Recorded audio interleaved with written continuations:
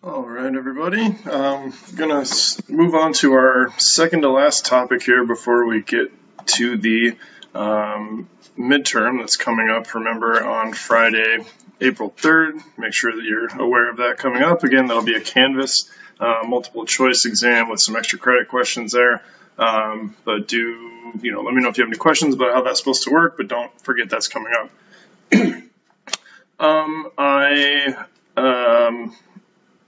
I have just an anecdote to share that I think is kind of funny. Maybe you will, maybe you won't. And if you don't care to hear it, you can flip over to when the slides start to start. But I just thought it was kind of funny.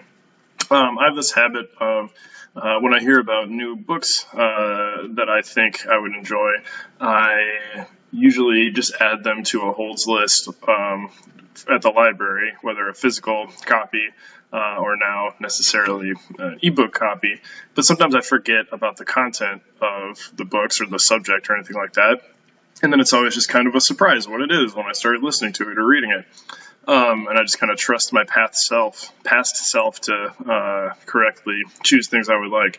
So I got a book like that, and an audio book that I started listening to the other day, and I was kind of excited to relax a little bit in the midst of all the weird life changes happening because of the virus going around. And then I start listening to this book, and it becomes clear within the first chapter that it is about a flu pandemic and the aftermath of that. So I did come back to it eventually. It's fine. It's not great. But that was just like, you can't even make that up, that I would end up like accidentally giving myself the only type of entertainment that seems like not helpful and inappropriate at this particular time. So anyway, just thought rather than jumping right into talking about quasi-experiments, you might like that silly little story that I can't stop thinking about. Okay, anyway. Like I said, today we're going to talk about quasi-experiments a bit. We've talked about a few different versions of non-experimental designs here so far, right? And now we're kind of getting back to some designs that, in a sense, are really mimicking experimental designs by, in many cases, using manipulation. Not all of them do necessarily. For the rest of these, you'll see as we get to single case and developmental designs, they don't always have manipulation involved. But quasi-experiments, in some sense, do involve trying to change something about an independent variable. So there are 6 different types of quasi-experiments that we're going to talk about in this section.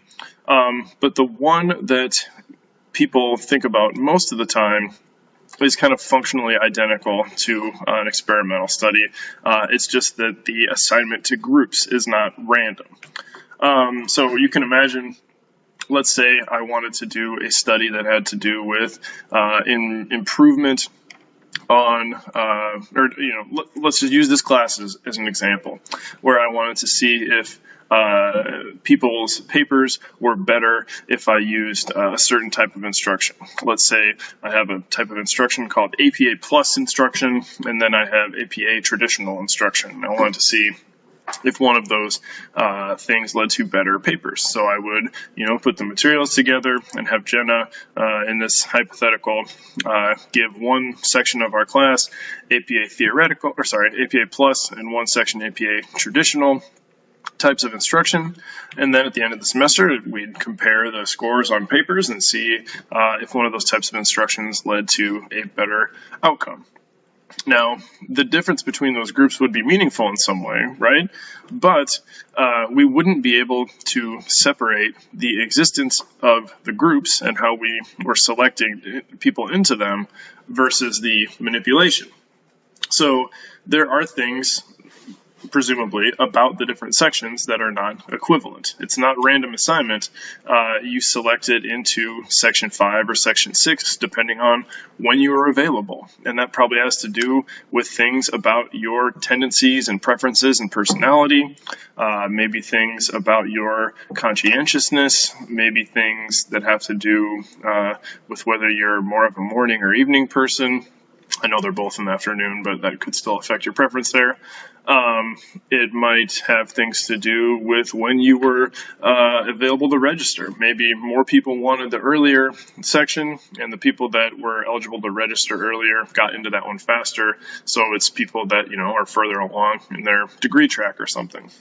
So there are probably a lot of systematic differences between Section 5 and Section 6, and to look at any differences in some other variable and compare them doesn't necessarily show us that those groups, that effect is really from the variable, because there are lots of things that might be systematically varying or confounding with the independent variable. But again, we'll eventually get to that particular type of quasi-experiment, but like I said, there are several different kinds, 6 in fact, that we're going to talk about today.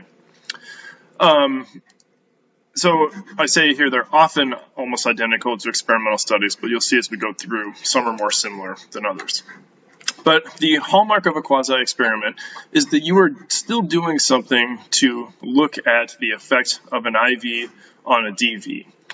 You are just often making a trade-off in terms of internal validity because you don't know if it's something to do with the group or something about the timing or whatever that's actually leading to the change over in this DV. So you're still manipulating an IV in the sense that you are introducing some type of treatment to some or all of the participants in your study. But the big thing here is that random assignment is not working properly. Remember that in true experiments, random assignment means that every single person, every single participant has an equal chance of being assigned to either condition. And in lots of quasi-experiments, the groups are pre-existing in the sense that you are assigning groups to conditions rather than individuals. So it would be the equivalent of assigning everybody in Section 5 to the APA plus condition and everybody in Section 6 to the APA traditional condition, right? You're not randomly assigning individuals, you're randomly assigning groups, so that leads to those types of confound problems. So it's not true random assignment if it's at the level of the group. Quasi-experiments, though, may have lots of different uses because they are, even with these shortcomings of random assignment and internal validity and inference, they might be useful because they might be, in a lot of ways, the only way you can run a particular study because you are trying to take advantage of already having those pre-existing groups. So, in some cases, random assignment for something might not be possible. So if you stick with like a school example, when you're trying to, let's say, test out a new math instruction in a high school, well, students sign up for classes. When they sign up for them, they fit into their schedules. You can't just take a couple hundred college or high school students and randomly assign them to a particular period. There might be other constraints on that, and they're not able to be randomly assigned in their schedules. So under those types of circumstances, you might have to assign them all to a single condition, which is not random, but it might be the best you can do. Or under other circumstances, imagine that you have 2 different hospitals or medical facilities that have 2 different types of therapies or treatment. You might want to compare the efficacy of those different treatments, but one hospital might be set up to do one type and another hospital might be set up to do another. And you can't randomly assign people to go to totally different hospitals generally, or assign doctors to be able to give treatments that they're not trained in. So it might just be too much work or functionally impossible in some way to actually do things like that. So it might be that random assignment is truly impossible. It might be that it is too expensive or too time consuming for kind of those hospital sorts of reasons, and related things like that. You might also sometimes want to study things like social conditions. So sometimes the differences between the groups are even of interest to researchers. So you might want to study the effects of being a man or being a woman on a particular outcome. Those groups, men and women, are pre-existing, obviously. You can't manipulate people's gender identities, so you can't assign people to those different things. You can still look at the effects of those variables, but you have limits because you're not able to engage in random assignment with those. Social conditions, I know demographics is a very particular type of social condition, but it might have something to do with, social class, or the availability of public transit, or whether people are getting some sort of welfare payout, or some type of health insurance or something. Generally, you're not going to be able to randomly assign people to these types of things, but you still may want to look at their potential outcomes. So it's better than nothing to be able to look at these very important differences between people and their social conditions. You don't want to do it without any evidence at all, but you have to understand that your evidence has limits because of the lack of random assignment.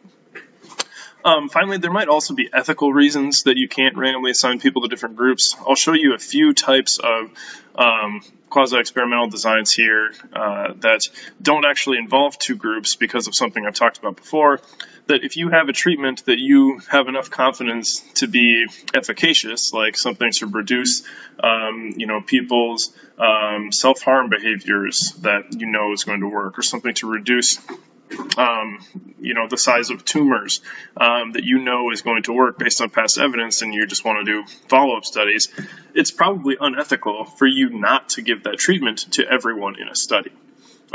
When people have efficacious treatments, and especially with doctors, they take a Hippocratic oath that they are supposed to do no harm. Well, withholding a treatment that works is doing harm, and that ethos, I guess, follows through into psychology too, especially since many psychologists, psychiatrists specifically, are medical doctors and take those types of oaths themselves. So there can be, again, ethical reasons that you could not withhold the treatment from a particular group. Important to think about how you analyze data from a quasi-experiment, because it might seem like you have to go about this in a slightly different way, but really you still have these different groups to compare. So if you have a quasi-experiment with two conditions, you still run a t-test between those two conditions. If you have a quasi-experiment with three conditions, you run an ANOVA between those three conditions. If you have a quasi-experiment with three conditions and a binary categorical outcome variable, then you run a chi-square. You don't need to change your analytic strategy.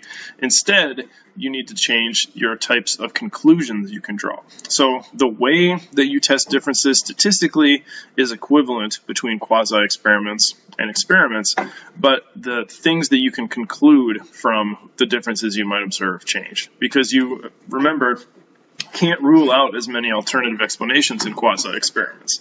There might be things that you just can't account for because of confounds and all these other things that I've kind of already covered at this point. Some of these things that I haven't talked about specifically, I want to go through some 7 or 8 particular threats to internal validity that come about when you are doing quasi-experiments. Some of these still crop up with experiments, but I want to just cover all the problems that come up with quasi-experiments in general. So these 8 things that will kind of bring up, again, in terms of each of the quasi-experiments that the 6 types of quasi-experiments that we go through. I'll just briefly tell you what all these things are, and then we'll talk about them in terms of a particular example in just a minute. So, impactful or historical events. What this means is that during the course of a treatment, it might be the case that something happens in the world. So, imagine right now that you're doing a study about people's perceived vulnerability to disease, or how averse they are to germs and infection or something. If you were studying that right now, you would have an impactful historical event that would affect your measurement of that perceived vulnerability to disease, because everyone is thinking about coronavirus right now. It's in the news all the time, it's on people's minds, so it's going to affect those types of results. And it's probably affecting, or it's certainly affecting, other things that aren't even particular to disease, right? That people are maybe more stressed out, maybe they have less attention in general because they're thinking about so many things. Maybe they're having adverse effects from the social isolation that probably lots of people are going through right now. So anything that people are studying when some impactful event happens might be affected by that event. And it might not be that everyone is affected in exactly the same way, right? Some people that maybe are more prone to concerns about disease or more neurotic and emotionally unstable or have a history of mental illness might be affected differently by kind of historical environmental stressors like that. So if you are running an experiment or a quasi-experiment and are looking at differences between different groups or over time or something like that, it might be that something outside of your study is affecting what's going on. So that's kind of a almost too real explanation of how those things might work. Maturation is a little bit different.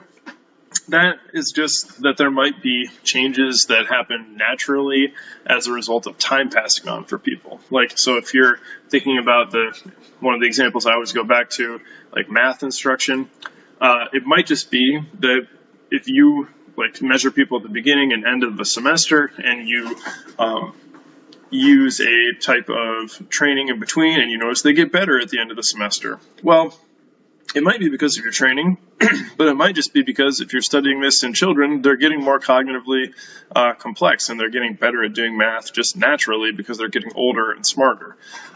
So if you have no comparison, you can't really say that your treatment actually did anything. It might just be that people are changing as a result of aging. Or just like other effects of time passing. Testing effects have to do with people being aware of the things that you are measuring and maybe adopting changes because of their awareness of that. So imagine that you have a treatment that has to do with alleviating the symptoms of depression. And maybe some of the people in the study were not really aware that they were exhibiting depressive symptoms. So you give them a survey, some kind of instrument to measure those depressive symptoms, and you do it before and after treatment. Well, maybe the first time you measure those depressive symptoms, it made the people in the study aware that they were exhibiting those symptoms, and that motivated them to try to fix them. So, they might be affiliating more with people or trying to do things that they like, totally independent of the treatment that you're giving them, and then you notice afterwards that they're doing better. Well, it might not have anything to do with your treatment. It might be because simply by studying something, you are affecting it, and testing something draws people's attention to that. For instrument or measurement decay, this has to do basically just with how measurement isn't always consistent, sometimes because measurement gets worse as a result of the instruments itself or because of something about how the researchers doing it might change. So an instrument can change. If you think about this in the physical sciences, imagine like a scale that over time things about it get warped inside, or the beams are deteriorating in some way, and you're not getting consistent measurement of weight. That's like a really specific physical example of it. But measurement can change in other ways too. If researchers are getting more practiced at using a particular instrument or type of interview, then we call it decay, but maybe researchers getting better at using a particular type of instrument changes your observations too. So decay sometimes is a little bit of a misnomer, but it's still a change in measurement because just of how things are going over time. Another interesting example of this might be that sometimes we intentionally change instruments. So if you're looking at things over time, they might not always be comparable. So if you go back to the 1950s when the Diagnostic Statistical Manual, the DSM that clinicians use to diagnose different mental and emotional disorders, it has changed significantly. It's adapted, it's brought new information into it, it's changed how we classify disorders, and it changes the criteria for them. So for some of those things, we have added new disorders, we've combined them, we've changed symptoms, and measurement over time is not consistent. So, for example, if you want to look at how these things have changed over time, you really can't because of the way the measurement has changed. So, autism spectrum disorders were not introduced initially in the DSM. So it looks, if you look at the data without thinking about the context, that autism spectrum disorders have gone from 0 to many, many cases in more recent years. Same with like attention deficit hyperactive disorder. That this is like an exponential explosion of these things. Well, no, it's just that we didn't diagnose them before. So you need to think about that as well. Other things like schizophrenia, a clinical understanding of schizophrenia used to include more things and be less specific in its diagnosis. So there used to be more diagnosed cases of schizophrenia per capita, but now we are a little more have a little more scrutiny for how we put those criteria together. So there are fewer cases, not because the baseline levels of schizophrenia are necessarily different, but probably because of something about the changes in measurement. Okay, regression to the mean. This has to do with something you're probably familiar with from, other contexts, like people talk about this in, sports and performance in general. Regression to the mean might just be is just the idea that sometimes you're going to observe really extreme scores, and that's unlikely to happen on repeated measurement. So maybe you measure something in a group the first time and you find that the scores are like a standard deviation above the mean. That you're, just by random chance, a distribution has a particular shape, right? It's this curve. And if you measure something out in one of the tails, that still is a possibility within that curve. But you're more likely to measure things toward the mean or toward the middle on repeated measurement. So you might see a variation in scores from one measurement time to another, just because sometimes you're going to get more extreme means than others if you're sampling out of a distribution. So it might just be totally a statistical artifact that you're seeing these things change over time, and it doesn't have anything to do really with the treatment. It's just that one time you happen to get an extreme measurement and another time you didn't, because you're more likely to get those measurements toward the middle.